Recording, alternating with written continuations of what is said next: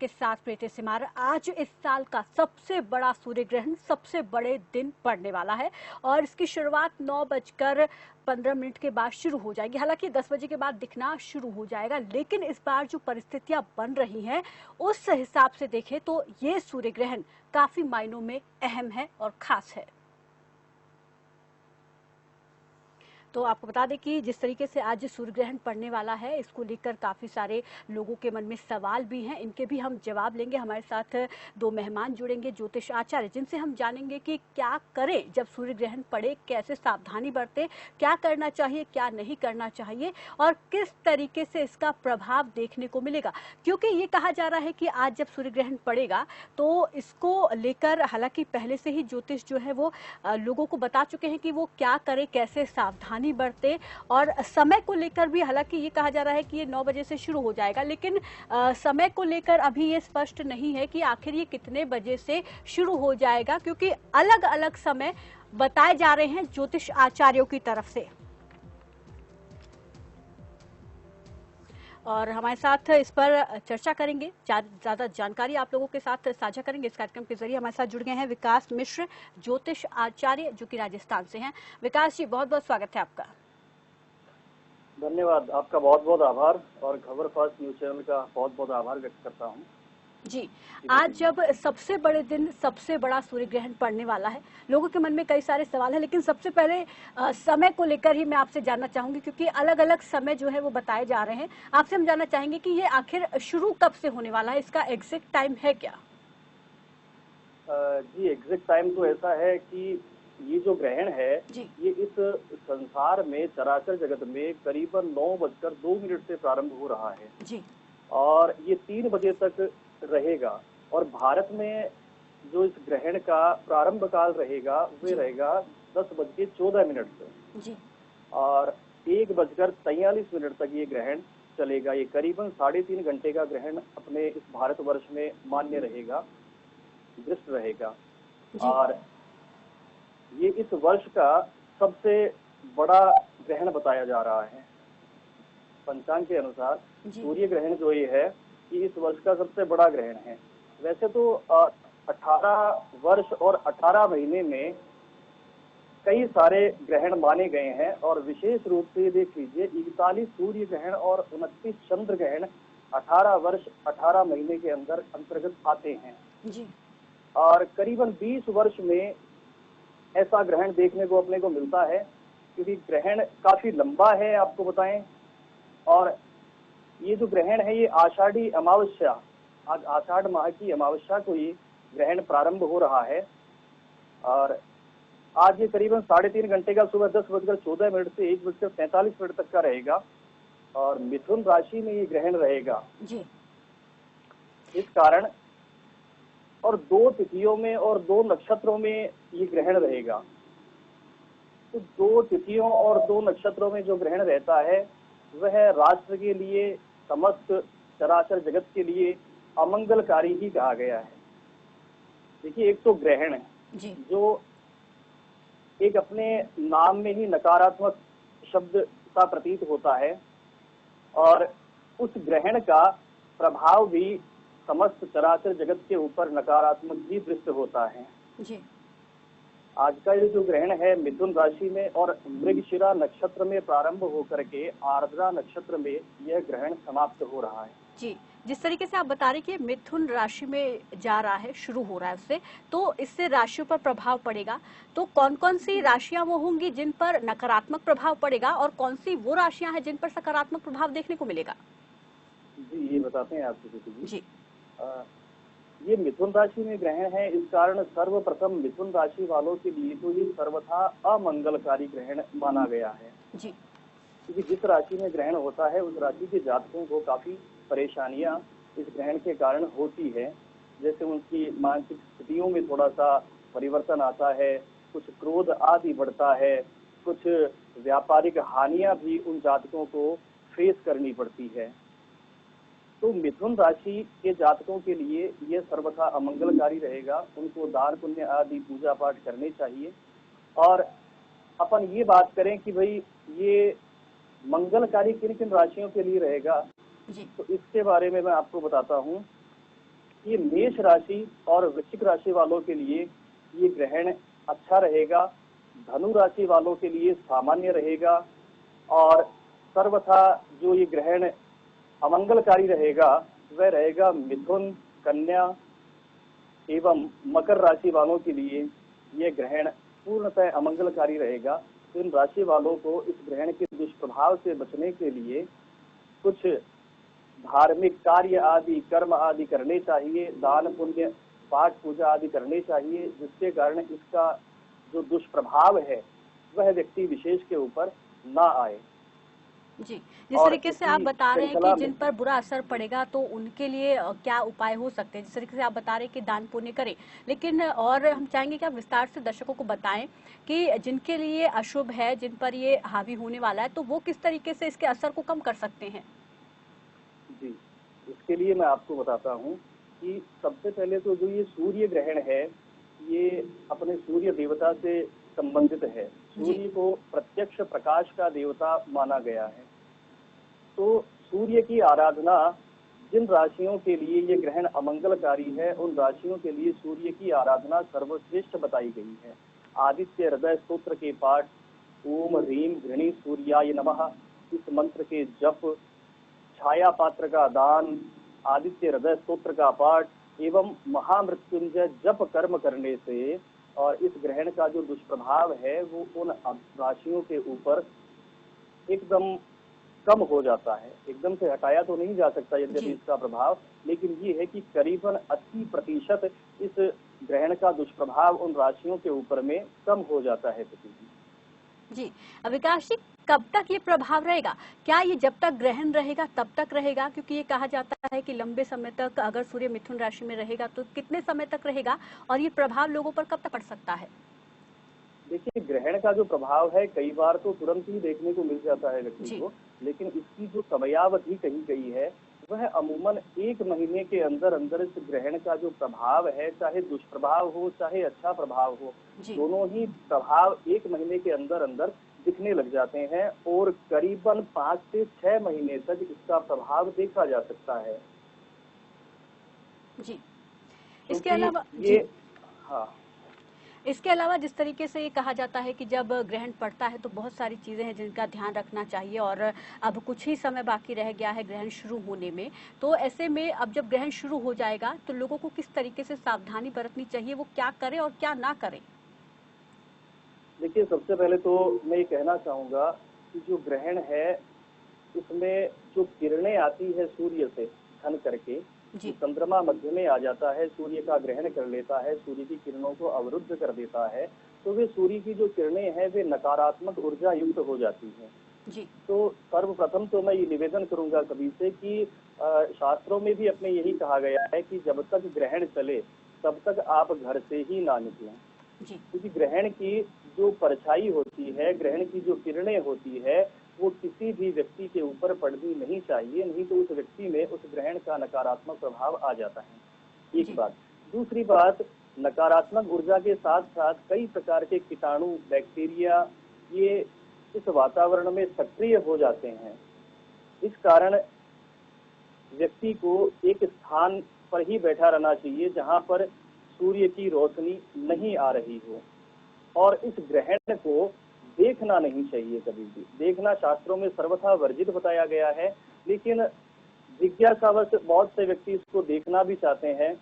तो निवेदन मैं ये करूंगा कि अगर ग्रहण को पहली बात तो आप देखें ही नहीं, और अगर देखें तो नग्न आंखों से ना देखें, क्योंकि नग्न आंखों से ग्रहण देखने से दुष्प्रभाव उसका ये होता है कि कई बार तो व्यक्ति में अंधापन आ जाता है जी। एवं अंधेपन के साथ में अगर अंधापन नहीं आता है तो जो अपनी आंखों की रेटिना होती है उसमें जलन, आंखों से पानी आना, ऐसी शिकायतें शुरू हो जाती है। इसलिए इसका दुष्प्रभाव अगर अपने को नहीं चाहिए, दुष्प्रभाव से अपने को बचना है तो ग्रहण ना देखें और घर से बाहर ना निकलें, सबसे बड़ी बात। दूसरी बात, सूतक जब ग्रहण का लगता है, पृथ्वी जी आपको बताए, सूर्य ग्रहण का जो सूतक होता है वो 12 घंटे पहले लग जाता है जी। और इस सूतक काल से लेकर के जब तक ग्रहण का मोक्ष नहीं हो जाता, ग्रहण संपूर्ण नहीं हो जाता, तब तक किसी भी देवता की मूर्ति को स्पर्श करना, अनावश्यक रूप से भोजन करना, मैथुन करना, नींद लेना, निद्रा में जाना, तेल मालिश, नाखून काटना आदि जो कर्म हैं ये ग्रहण काल और सूतक काल दोनों में ही वर्जित बताए गए हैं। और विशेष रूप से गर्भवती स्त्रियों को ग्रहण काल में बहुत ज्यादा ध्यान रखने की आवश्यकता है, क्योंकि यदि गर्भवती स्त्री एक स्थान से उठ करके दूसरे स्थान पर जाए और उस पर ग्रहण की यदि परछाई पड़ भी जाती है, और शास्त्र तो ये कहता है कि उस पर परछाई ना भी पड़े तो भी जब तक ग्रहण प्रारंभ से मोक्ष नहीं हो जाता तब तक गर्भवती स्त्रियों को एक ही जगह बैठे रहना चाहिए, क्योंकि यदि वे उठ जाती है बीच में तो जो गर्भ में संतान है उसमें विकृति पैदा होने की प्रबल संभावनाएं रहती है और निश्चित रूप से वह संतान कहीं न कहीं विकलांग पैदा होती है। इसलिए गर्भवती स्त्रियों को इस ग्रहण काल में एक स्थान पर बैठ करके और अपनी गोद में एक श्रीफल रख ले, एक नारियल रख ले अपनी गोद में, और भगवान का जिस भी इष्ट देवताओं को वो मानती है उन देवता का वो बैठे बैठे स्मरण करें, महामृत्युंजय मंत्र का जप करें, संतान गोपाल मंत्र का जप करें या संतान गोपाल स्तोत्र का पाठ करें। ये सब चीजें गर्भवती स्त्रियां कर सकती है। और इसके अलावा गर्भवती स्त्रियों को सब्जी काटना, सिलाई करना और गैस, चूल्हे, अग्नि संबंधित सभी कर्म ग्रहण काल में वर्जित रहते हैं। जी, लेकिन जिस तरीके से आप बता रहे हैं कि सूतक में भी सावधानियां बरतनी चाहिए जब सूतक काल लग जाता है और ग्रहण के दौरान भी, तो इन दोनों में फर्क क्या हुआ? देखिए, फर्क इसमें ये होता है कि ग्रहण जब से चालू होता है उसके 12 घंटे पहले से ही समय को कुछ अशुद्ध मान लिया जाता है जी। क्योंकि उसका जो प्रभाव होता है वो 12 घंटे पहले ही दिखने लग जाता है। क्योंकि जब कोई चीज है, तो मान लीजिए चंद्रमा सूर्य के जैसे जैसे निकट आएगा वैसे वैसे उनमें जब 12 घंटे की दूरी रहेगी तभी से वो एक दूसरे के ऊपर अपना असर डालना प्रारंभ कर देते हैं और इसी को सूतक कहा जाता है। इसलिए सूतक में वे कर्म, सूतक और ग्रहण में लगभग समान कर्म सारे वर्जित रहते हैं। और नासा भी इस चीज के ऊपर अनुसंधान कर रहा है कि ग्रहण काल में ऐसी क्या परिस्थितियां उत्पन्न होती है जिसके कारण बैक्टीरिया बढ़ जाते हैं, जिसके कारण व्यक्ति विशेष को परेशानियां होती है, इस देश को परेशानियां होती है, संसार में चराचर जगत पर किस प्रकार से इस ग्रहण का प्रभाव पड़ता है। नासा भी इस चीज के बारे में अनुसंधान कर रहा है। लेकिन कुछ परिस्थितियों में सूतक काल में भी और ग्रहण काल में भी कुछ विशेष लोगों को इस चीज की छूट दी जाती है। जैसे कोई वृद्ध है, रोगी है, बालक है या गर्भवती स्त्री है, तो उनको परिस्थितिवश वो दवाई ले सकते हैं, परिस्थितिवश वे खा भी सकते हैं, उनको इस चीज की छूट रहती है। लेकिन ऐसे स्थान पर ही खाना पीना या दवाई लेना करे जहां पर सूर्य की सीधी किरणें नहीं पहुंच पा रही है। जी बिल्कुल, ये भी एक अहम सवाल है कि क्योंकि इतना लंबा समय होता है, सूतक काल 10:30 बजे कल रात के लग चुका है, तो अब से और 3 बजे तक, तब से और अब 3 बजे तक दोपहर तक का समय, इतना लंबे समय अगर जो ये नियम बनाए गए हैं, लोग अगर इन्हें मानेंगे तो कहीं ना कहीं उनकी सेहत पर इससे प्रभाव पड़ेगा। जी, सेहत पर देखिए, एक स्वस्थ मनुष्य जो होता है उसकी सेहत पर इतना प्रभाव नहीं पड़ता है इस चीज का, क्योंकि सूतक काल से पहले आपने भोजन कर लिया जी, तो आप एक बार भोजन कर लेंगे तो आप आराम से 12 घंटे 15 घंटे जब तक भी सूतक काल है, ग्रहण काल है, आप आराम से निकाल सकते हैं। लेकिन जो रोगी है, वृद्ध है, गर्भवती है, उनको शास्त्रों ने छूट इसीलिए दी है कि परिस्थितिवश अगर कुछ हो जाए उनको तो ये अमंगलकारी कृत्य ना हो, इसीलिए शास्त्रों में इनके लिए छूट का विधान दिया गया है जी। लेकिन अगर हम साइंटिफिक तौर पर देखें तो क्या साइंस इन चीजों को मानता है? जो ज्योतिष आचार्य जिस के पुरानी कथाओं के अनुसार और जो हमारे वेदों पुराणों में कहा गया है उसके अनुसार आप लोग इन चीजों को बताते हैं, लेकिन साइंटिफिक तौर पर भी क्या साइंस इन चीजों को मानती है? जी बिल्कुल, साइंस इस चीज को मानती है, क्योंकि विज्ञान ये कहता है कि जब ग्रहण काल होता है उस समय नकारात्मक, विज्ञान ऊर्जा को मानता है सबसे पहले जी, क्योंकि ये तो एक प्राकृतिक घटना है। हाँ बिल्कुल, ये एक खगोलीय घटना है और ये स्वाभाविक है, ये होती ही होती है। जैसे एक वर्ष में करीबन 5 सूर्य ग्रहण और 2 चंद्र ग्रहण देखे जा सकते हैं, लेकिन अमूमन 4 या 5 ही देखे जाते हैं। मैक्सिमम 7 तक जा सकती है संख्या इनकी ग्रहणों की, लेकिन ज्यादा से ज्यादा अपन अब तक देखते आए हैं वो 4 या 5 ग्रहण देखते आए हैं। जी, लेकिन अगर हम इस बार के ग्रहण की बात करें, क्योंकि इस बार जो है आज सबसे बड़ा दिन है और आज ही सूर्य ग्रहण, एक पूर्ण सूर्य ग्रहण कहा जा रहा है कि देखने को मिलेगा, तो क्या परिस्थितियां बन रही हैं उस हिसाब से ये कहा जा रहा है कि ये काफी अहम और खास है, तो वो हम समझना चाहेंगे कि कैसे अहम है और क्यों खास है। देखिए, ये अहम इसलिए है क्योंकि ये जो ग्रहण है, अगर चौघड़ीय की अपन बात करते हैं तो यह जो सूर्य ग्रहण है मिथुन राशि के अंतर्गत लाभ के चौघड़ीय में प्रारंभ हो रहा है जी। तो एक तरह से लाभ के चौघड़ीय में अपन कोई भी चीज प्रारंभ करते हैं तो वो चीज वैसे तो अपने लिए लाभकारी रहती है, लेकिन चीज वो देखी जाती है कि इसकी समाप्ति कहाँ हो रही है। तो ये जो ग्रहण है लाभ के चौघड़ीय को प्रारंभ करता हुआ और अमृत के चौघड़ीय से होता हुआ काल के चौघड़ीय में ये समाप्त हो रहा है।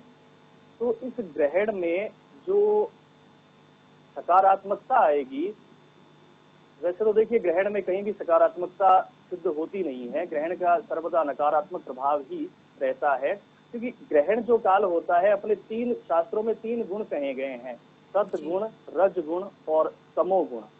तो जो सतगुण होता है वो सात्विक मनुष्य उसके अंतर्गत आते हैं, रजोगुण और तमोगुण की इसमें वृद्धि होती है।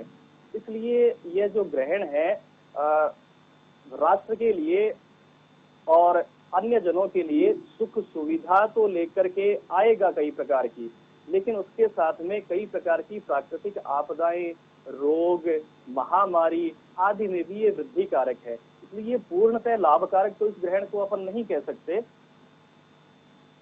अपितु ये लाभ से ज्यादा हानिकारक ही रहेगा। और विशेष इसको इसलिए कहा गया है कि जितना लंबा ग्रहण होता है उतनी साधना अच्छे से हो जाती है व्यक्ति की। कोई साधक व्यक्ति होता है, आज कोई भी अपन ने मंत्र लिया, स्तोत्र लिया, अगर उसका ग्रहण प्रारंभ होने से लेकर के और मोक्ष होने तक अगर अपन जप करते हैं तो उसका अनंत कोटि गुना प्रभाव अपने को प्राप्त होता है।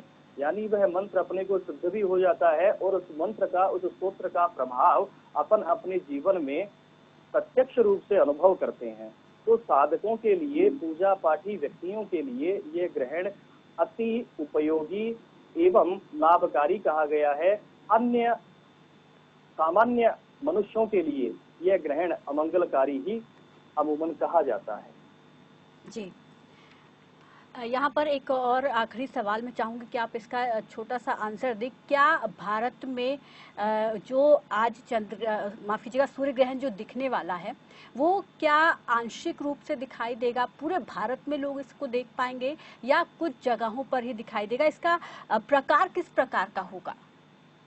जी, इसका जो आकार होगा वो कंकण आकृति का होगा। विशेष रूप से 2 प्रकार के सूर्य ग्रहण कहे गए हैं। चंद्र ग्रहण मतलब मान लीजिए ग्रहण 2 प्रकार के कहे गए हैं। एक तो होता है पूर्ण ग्रहण जिसको कहते हैं खग्रास ग्रहण, और एक होता है आंशिक ग्रहण, मतलब जो चंद्रमा होता है वो सूर्य के कुछ हिस्सों के ऊपर ही प्रभाव डाल पाता है, कुछ हिस्सों के ऊपर ही अपनी परछाई डाल पाता है, कुछ हिस्सों को ही मात्र वो ढक पाता है, तो उसको कहते हैं खंडग्रास।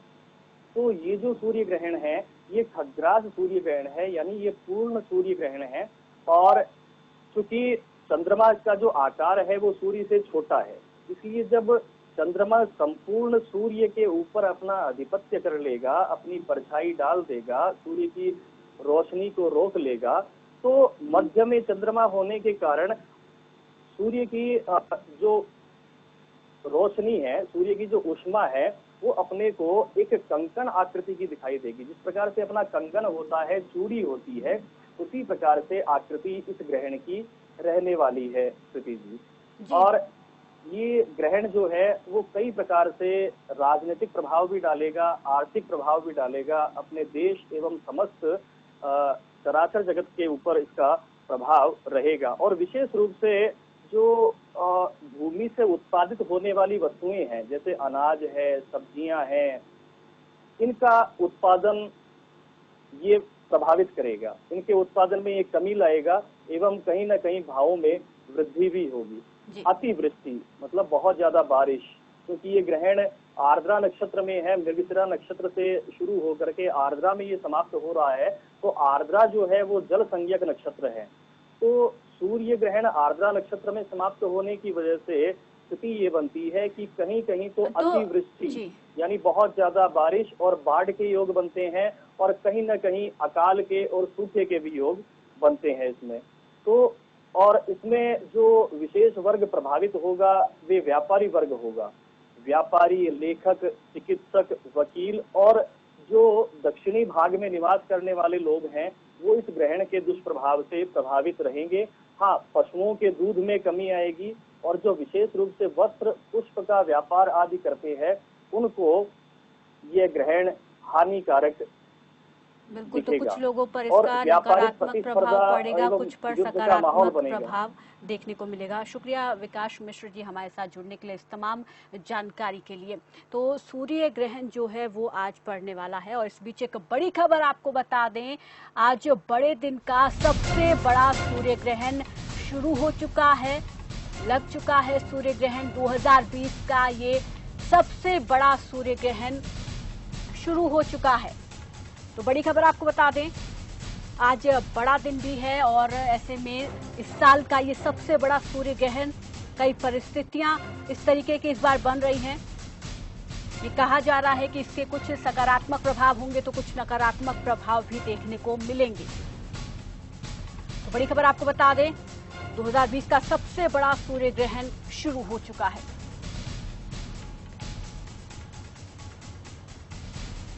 तो 2020 का सबसे बड़ा सूर्य ग्रहण शुरू हो चुका है।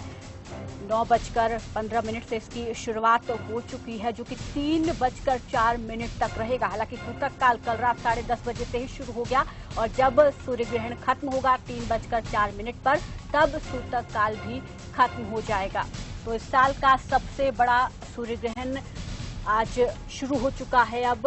और साथ ही साथ हालांकि ये भी कहा जाता है कि जब ग्रहण पड़ता है तो स्नान करने की परंपरा होती है, मोक्ष की प्राप्ति होती है, पुण्य मिलता है। लेकिन अब जब कोरोना काल चल रहा है तो ऐसे में सारी चीजों पर पाबंदी है, और इस बार वो सब नहीं हो पा रहा है जो अक्सर ग्रहण के दौरान देखने को मिलता था घाटों पर, संगमों पर। लेकिन फिलहाल जो है यही कहा जा रहा है कि ग्रहण से बचने के लिए लोग जो है अपने घरों में रहें। आज रविवार है, छुट्टी का दिन है, तो ज्यादातर लोग अपने घरों में ही हैं। और सूर्य ग्रहण जो है इस साल का सबसे बड़ा सूर्य ग्रहण इसे माना जा रहा है, जो कि शुरू हो चुका है, और ये 3:04 तक रहेगा। हालांकि कुछ जगहों पर ये आंशिक रूप से देखा जाएगा, कुछ जगहों पर ये वलयाकार के रूप में देखा जाएगा। हालांकि ये भी कहा जा रहा है कि ये पूर्ण सूर्य ग्रहण है, तो ये एक वक्त ऐसा भी आएगा जब अंधेरा भी छा सकता है।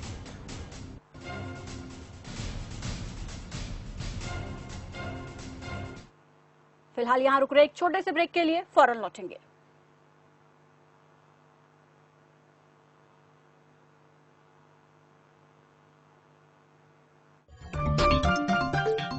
आप देख रहे हैं खबर फास्ट, तेज खबर पैनी नजर।